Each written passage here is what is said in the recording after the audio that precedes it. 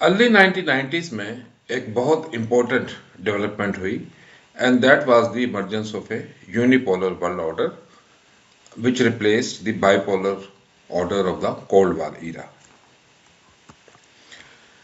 इस unipolar world order को United states ने लीड किया which at that time was the sole superpower. अब यहाँ पे बास स्कॉलर्स का एक्सपर्ट्स का व्यू है कि यूनिपोलर ऑर्डर इस वक्त या तो ख़त्म हो चुका है या ख़त्म होने के करीब है और उसकी जगह मल्टीपोलर या बाइपोलर ऑर्डर इमर्ज होगा। तो पहले तो हम ये देखेंगे कि वर्ल्ड ऑर्डर होता क्या है और यूनिपोलैरिटी, बाइपोलैरिटी और मल्टीपोलैरिटी के क्या मीनिंग है। Farmer American secretary of state Henry Kissinger ने अपनी किताब वर्ल्ड ऑर्डर में कहा और उन्होंने डिफाइन किया वर्ल्ड ऑर्डर को कि उनके मुताबिक it is the concept held by a region और civilization about the nature of just arrangements of states and the distribution of power thought to be applicable to the entire world. Henry Kissinger के मुताबिक an international order is the practical application of these concepts to a substantial part of the globe. तो ये उन्होंने कहा कि एक world order और international order में एकेडमिकली एक डिफरेंस है। रीजनल ऑर्डर्स को हेनरी किसिंजर ने डिफाइन किया कि they involve the same principles but these principles are applied to a defined geographic area, जैसे यूरोप हो गया, एशिया हो गया, लैटिन अमेरिका हो गया। तो हेनरी किसिंजर के मुताबिक वर्ल्ड ऑर्डर के दो कंपोनेंट्स होते हैं। Number one, A set of commonly accepted rules that define the limits of permissible action, and number two, a balance of power that एनफोर्सेस restraint where rules break down, preventing one political unit from subjugating all others. तो अगर हम summarise करें तो world order के दो aspects हैं। Legitimacy का मतलब है a set of commonly agreed rules, और दूसरा है पावर, ताकत, power to enforce those rules. तो दुनिया में तीन किस्म के वर्ल्ड ऑर्डर इन्फोर्स रहे हैं और ये डिपेंड करते हैं कि स्टेट्स के दरमियान कैपेबिलिटीज की डिस्ट्रीब्यूशन किस तरह की है। तो उन ऑर्डर्स को कहा जाता है unipolar order, bipolar order and multipolar order. Kenneth Waltz अपनी किताब थ्योरी ऑफ इंटरनेशनल पॉलिटिक्स में कहते हैं कि जो हमने कैपेबिलिटीज का जिक्र किया तो कैपेबिलिटीज में आती हैं, they include population and territory size, resource endowment, that is natural resources, human resources, economic capabilities, military strength and competence. तो ये तो एक ट्रेडिशनल कैपेबिलिटीज का व्यू था। मॉडर्न एज में अगर हम आए तो तीन और कैपेबिलिटीज भी हम इन पे ऐड कर सकते हैं, जिसमें एक आता है state of technology, number two influence of global institutions and number three soft power. Unipolarity is a structure in which one state's capabilities are too great to be counterbalanced. यानी कि एक स्टेट को बाकी स्टेट्स के मुकाबले में उसकी capability इतनी ज़्यादा है कि बाकी स्टेट्स मिल भी जाए तो उसको काउंटर बैलेंस नहीं कर सकती। Bipolarity is a structure in which two states which constitute opposite poles or blocks dominate. जिस तरह के कोल्ड वॉर में दो पोल्स थे या दो ब्लॉक्स थे, एक ब्लॉक्स को यूनाइटेड स्टेट्स लीड कर रहा था और दूसरे ब्लॉक को यूएसएसआर लीड कर रहा था। So that was a bipolar world order. Multipolarity comprises several centres of powers with no single state enjoying an overriding advantage over others. तो मल्टीपोलैरिटी में बहुत सी पावरफुल स्टेट्स होती हैं, सेंटर्स ऑफ पावर होते हैं, और स्टेट्स के दरमियान कैपेबिलिटीज की डिस्ट्रीब्यूशन इस तरह होती है कि किसी भी एक स्टेट को बाकी स्टेट्स के मुकाबले में ओवरराइडिंग एडवांटेज नहीं होता। जैसे कोल्ड वार थी तो कोल्ड वार में दो स्टेट्स जो थी they had clear advantage over और the overriding advantage over other states. तो मल्टीपोलैरिटी में ये बात नहीं होती।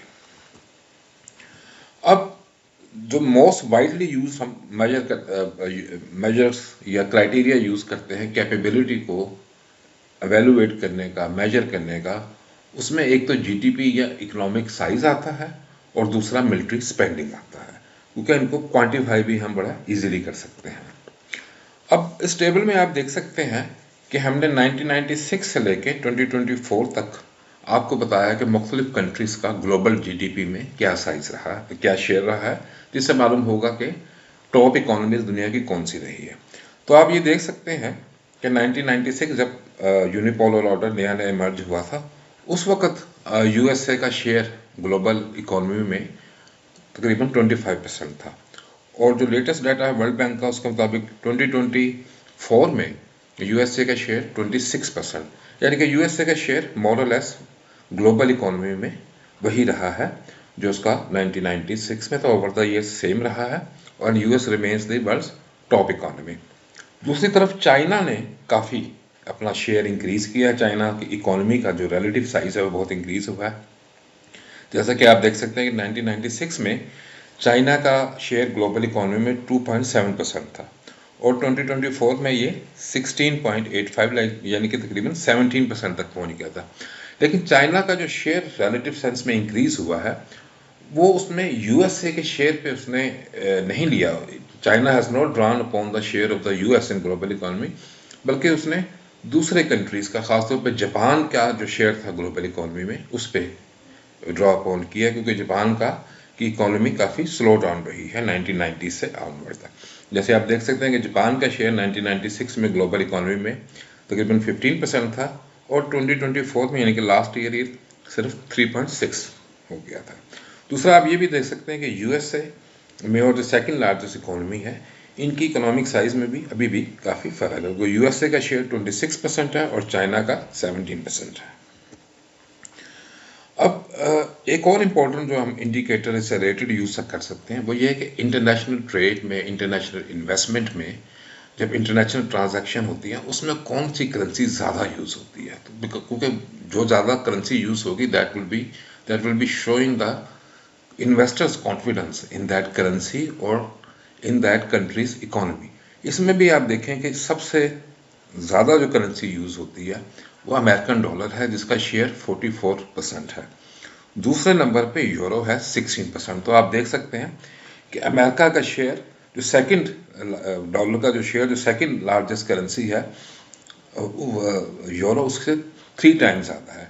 बाकी करेंसी का भी आप देख सकते हैं। ख़ासतौर पे अगर आप टेबल के एंड में आए तो आप देखेंगे जब चाइनीज़ रेमनबी आरएमबी उसका शेयर सिर्फ 2% है। तो अभी भी देखें कि अमेरिकन डॉलर में और चाइनीज़ आरएमबी में उनका शेयर ग्लोबल ट्रेड में, ग्लोबल इन्वेस्टमेंट में, ग्लोबल ट्रांजैक्शन में बहुत ज़्यादा उनमें डिफरेंस है।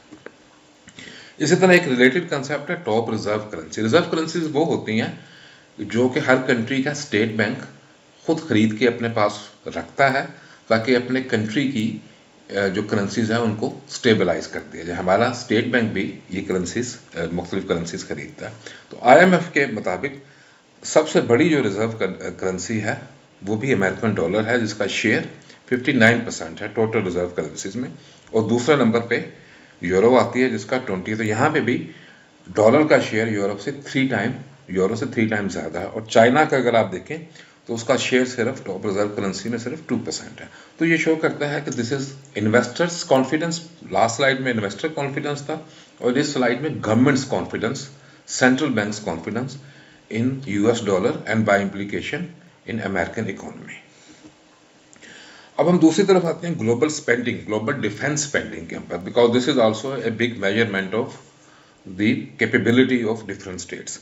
तो इसमें भी अगर हम वर्ल्ड बैंक के डाटा के मुताबिक लें तो इसमें आप ये देखें कि 1996 से 2023 तक, जो कि लास्ट ईयर का डाटा जहां अवेलेबल है, यूएसए का शेयर तकरीबन 39 और 39 तकरीबन कांस्टेंट रहा है। चाइना का शेयर इंक्रीज हुआ है 1.98% से 12% तक, और अगेन जिस तरह इकोनॉमी में हुआ था यहाँ पे भी चाइना ने बाकी कंट्रीज के शेयर पे ड्रॉप ऑन किया। जैसे जापान का जो शेयर है ग्लोबल डिफेंस स्पेंडिंग में वो 6% से कम होकर 2% हो गया। बल्कि अब जापान ने अब रिसेंटली, जैसे ट्रंप ने विजिट की है जापान की, तो उसमें जापान ने ये अनाउंस किया था कि वो अपनी डिफेंस स्पेंडिंग को डबल करने जा रहे हैं। तो बहरहाल अब ये भी आप देख लें कि यूएसए के और चाइना के डिफेंस स्पेंडिंग में जो लेटेस्ट डाटा है 2023 का, उसमें भी बहुत ज़्यादा फर्क है। यूएसए की जो डिफेंस स्पेंडिंग है वो चाइना की डिफेंस स्पेंडिंग से 3 टाइम्स ज़्यादा है। फिर एक इम्पोर्टेंट इससे रिलेटेड है वो है nuclear weapon. This is a nuclear age. तो उसमें भी देखें कि यूएसए जो है वो नंबर 2 पे है। कि यूएसए के पास जो न्यूक्लियर वारहेड्स है वो 5277 है, and USA is closely behind Russia जिसके न्यूक्लियर वॉरहेड्स 5449। उसके बाद आप तीसरा कंट्री देखें चाइना, जिसके सिर्फ 600 है। तो चाइना और यूएसए में यहाँ पे भी आप देख लें एक बहुत ज़्यादा फर्क, और बाकी कंट्रीज का भी आप इसमें देख सकते हैं। अब हम आते हैं technological advancement, because this is an age of technology, of high technology. World intellectual property organization हर साल एक ग्लोबल इनोवेशन इंडेक्स अपना प्रिपेयर करती है, जो ये रैंकिंग करता है कि कंट्रीज टेक्नोलॉजी और मार्केट सोफिस्टिकेशन में कहाँ स्टैंड कर रहे हैं। तो वाइपो के 2025 का जो ग्लोबल इनोवेशन इंडेक्स है उसके मुताबिक जो सबसे नंबर 1 रैंक है वो स्विट्जरलैंड का, दूसरे नंबर पे स्वीडन और तीसरे नंबर पे यूएसए। तो यहाँ यूएसए तीसरे नंबर पे है, और जबकि बाकी कंट्रीज में जो उसका मेजर कंपेटिटर जिसको आप कह सकते हैं चाइना, वो 10th नंबर पे है। तो यहाँ पे भी आप देखें यूएसए और चाइना में बहुत ज़्यादा फर्क है। अब क्योंकि टेक्नोलॉजी का मेन ड्राइवर कंपनीज हैं, एंटरप्राइजेस हैं, बड़ी बड़ी कॉरपोरेशंस हैं, तो फोर्ब्स के मुताबिक दुनिया के जो टॉप 10 टेक कंपनीज हैं, टॉप 10 टेक कंपनीज, उसमें से 9 आउट ऑफ 10 वो अमेरिका बेस्ड कंपनीज है, और टॉप 7 कंपनीज और अमेरिकन कंपनीज। टॉप 10 में सिर्फ एक कंपनी आती है जो कि अमेरिकन नहीं है, वो है TSMC, जो कि सेमीकंडक्टर बनाती है, माइक्रो चिप्स बनाती है, और ये ताइवान बेस्ड कंपनी। और ये हम जानते हैं कि ताइवान यूएसए के साथ उसके कितने क्लोज रिलेशनशिप हैं। यहाँ आप स्लाइड्स पे देख सकते हैं कि 2 एयरक्राफ्ट की हमने तस्वीर आपको बताई है। लेफ्ट साइड पे आप देखें तो यूनाइटेड स्टेट्स का ये, दिस इज द एयरफोर्स 1, जो कि अमेरिकन प्रेसिडेंट का एयरक्राफ्ट है। दूसरा एयरक्राफ्ट जो है वो एयर चाइना, ये चाइनीज प्रेसिडेंट का एयरक्राफ्ट है। लेकिन दोनों एयरक्राफ्ट बोइंग 747 जो इनका ब्रांड है, और बोइंग जो है वो एक अमेरिकन कंपनी है। तो इससे भी आप देख सकते हैं कि Chinese president travels by an aircraft which is made by Boeing aircraft, which is an American based company. So this is also a sort of admission of US technological superiority. अब हम आते हैं कि इन्फ्लुएंस ऑफ ग्लोबल इंस्टीट्यूशंस, क्योंकि this is an age of globalization. तो जो world power है उसको ग्लोबल इंस्टीट्यूशन पे भी उसका इन्फ्लुएंस होना चाहिए। जहाँ तक यूनाइटेड नेशंस की बात करें तो यूनाइटेड नेशन में 5 कंट्रीज को वीटो पावर हासिल है। इसमें यूएसए है, चाइना है, फ्रांस है, यूके है और रशिया। तो यहाँ पे तो सब सिक्योरिटी काउंसिल में तो सब बराबर हैं। लेकिन अब बाकी इंस्टीट्यूशंस में आए, जैसे इंटरनेशनल मॉनिटरी फंड है, तो यहाँ पे भी हर कंट्री के शेयर्स होते हैं वहाँ की डिसीजन मेकिंग में, जो बड़ा इंपॉर्टेंट रोल प्ले करते हैं। तो उसमें भी देखें कि यूएसए का जो शेयर है वो टोटल बोर्ड्स में 17.42% है, और सेकंड नंबर पे जापान है 6.47%, और थर्ड पे है चाइना 6.4%। तो इसमें भी आप देख लें कि सेकंड और थर्ड में और फर्स्ट में कितना ज़्यादा फर्क है। तो यहाँ भी अगेन 3 टाइम्स यूएसए की वोटिंग पावर ज़्यादा है। इसी तरह वर्ल्ड बैंक में देखिए तो मोर और लेस सेम पिक्चर आपको नजर आएगी कि यूएसए का शेयर 16.3% है, followed by Japan 7.5 and China is about 5%। तो यहाँ पे भी मोर देन 3 टाइम्स यूएसए की वोटिंग पावर ज़्यादा, तो जो कि यूएसए का इन्फ्लुएंस करता है, शो करता है decision making in the World Bank and in the IMF, which are the main institution of global economic governance. और यूनाइटेड स्टेट इस वक्त दुनिया की वाहिद पावर है which is capable of projecting its military power globally. इसके अलावा दुनिया का कोई और कंट्री नहीं है, रशिया, चाइना या कोई और कंट्री, जो कि अपनी पावर को ग्लोबली प्रोजेक्ट कर सकता है। अब इसमें आप देख सकते हैं कि यूएसए की पूरी दुनिया में 750 मिलिट्री बेसिस हैं in more than 80 countries all over the world. जैसे आप स्क्रीन पे देख सकते हैं यूएसए की मिलिट्री बेसिस है, तो कहीं भी दुनिया में प्रॉब्लम हो तो USA can always reach there.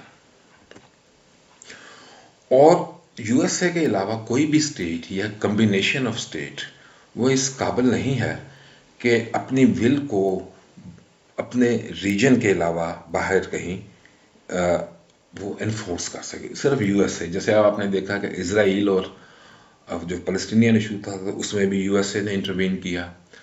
India Pakistan के दरमियान अर्लियर दिस ईयर जो वॉर हुई थी उसमें भी यूएसए ने इंटरवीन किया और वॉर को ख़त्म करवाया। तो इस तरह और भी बहुत से इश्यूज हैं, जैसे रशिया यूक्रेन का, तो उसके बारे में भी कह सकते हैं कि सिर्फ USA is capable of bringing that war to an end. तो this also shows US global influence.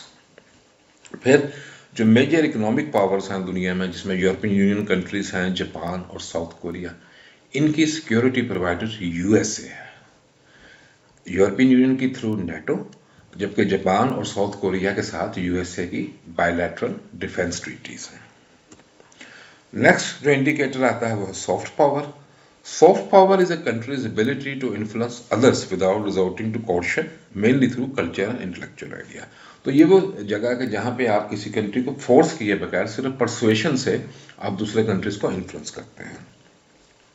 इसमें आईएमएफ का एक ग्लोबल सॉफ्ट पावर इंडेक्स है जो कि 2021 में के मुताबिक आईएमएफ ने दिया था, उसको रिलीज किया गया था 2024 में। तो इसमें जो उन्होंने कंपोनेंट यूज किए थे उसमें commercial power, culture, digital footprint, education, global reach और इंस्टीट्यूशंस हैं। तो इसके मुताबिक साउथ कोरिया और Japan are the top 2 countries जिनकी in terms of soft power. China का इसमें नंबर 4 था और यूएसए इसमें नंबर 7 है। तो यहाँ पे यूएसए की रैंकिंग कुछ कम है। लेकिन एक और ग्लोबल जो सॉफ्ट पावर का इंडेक्स है वो ब्रांड फाइनेंस जो है वो प्रिपेयर करता है, और ये this is based on the perception of national brands के नेशनल ब्रांड्स लोग कितना पसंद करते हैं किसी कंट्री के। तो इसमें जो टॉप 10 कंट्रीज हैं उसमें यूएसए नंबर 1 है और चाइना नंबर 2 है। तो यहाँ यूएस और चाइना काफ़ी करीब है, बाकी कंट्रीज भी आप देख सकते हैं स्क्रीन पे।